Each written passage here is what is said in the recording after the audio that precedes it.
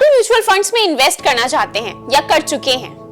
क्या आपका है कोई नॉमिनी या अभी तक नहीं हुआ इस पर कोई भी विचार? लेकिन आखिर क्यों नॉमिनी चुनना इतना जरूरी है और क्या होगा अगर ना हो हमारे इन्वेस्टमेंट का कोई भी नॉमिनी? आज हम आपको बताने जा रहे हैं कि म्यूचुअल फंड्स में नॉमिनेशन इतना जरूरी क्यों है। नमस्कार, मैं हूं हिमानी और आप देख रहे हैं इंस्टाफीड। म्यूचुअल फंड्स में इन्वेस्ट करने वाले ये वीडियो एंड तक जरूर देखें।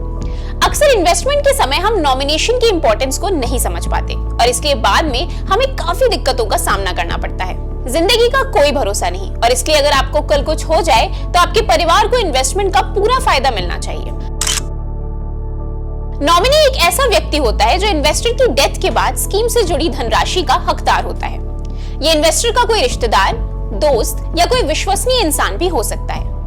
सिंगल होल्डिंग्स के साथ खोले गए अकाउंट्स में नॉमिनेशन होना जरूरी है, लेकिन जॉइंट होल्डिंग्स के साथ ये प्रक्रिया जरूरी नहीं है। फिर भी फाइनेंशियल एक्सपर्ट्स की माने तो इस स्थिति में नॉमिनेशन करवाना स्मार्ट डिसीजन है।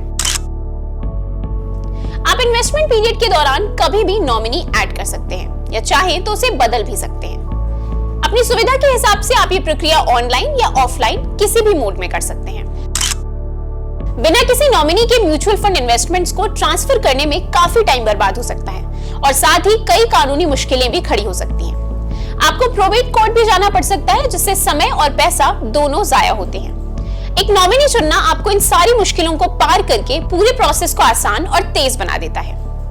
Insures financial security. Mutual fund investments में नॉमिनी बनाकर आप अपने नियर एंड डियर वंस को फाइनेंशियल सिक्योरिटी देते हैं। वो बिना किसी मुश्किल और देरी के आपके इन्वेस्टमेंट्स को समय पर इस्तेमाल कर सकते हैं। Offer smooth transfer of assets.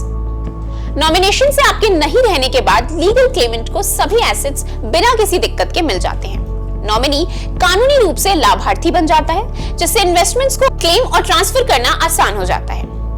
Prevents family disputes. Mutual fund nomination से आपके एसेट्स की ओनरशिप को लेकर फ्यूचर में कोई कॉन्फ्लिक्ट होने की पॉसिबिलिटी नहीं रहती।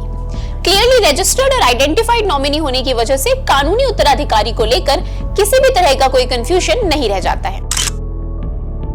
अगर आपके इन्वेस्टमेंट्स का कोई नॉमिनी नहीं है तो आपके नहीं रहने के बाद क्लेमेंट को लीगल एयर सर्टिफिकेट, विल, दूसरे लीगल एयर्स से एनओसीज जैसे कई डॉक्यूमेंट्स जमा करने पड़ेंगे।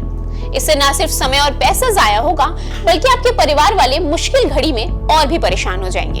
हम इन्वेस्टमेंट्स अपनी फ्यूचर जनरेशन और फैमिली को सुरक्षित रखने के लिए करते हैं, लेकिन नॉमिनी ना चुनने जैसी एक छोटी गलती भी उनके लिए बहुत भारी पड़ सकती है। और अब तो आपको ये करने के लिए अपने कोजी काउच से उठने की जरूरत भी नहीं है। बस फोन पर कुछ क्लिक्स और हो गया आपका काम। इस तरह की और भी वीडियोस के लिए बने रहिए इंस्टाफीड के साथ और आज जरूर प्रेस करें हमारा बेल आइकन।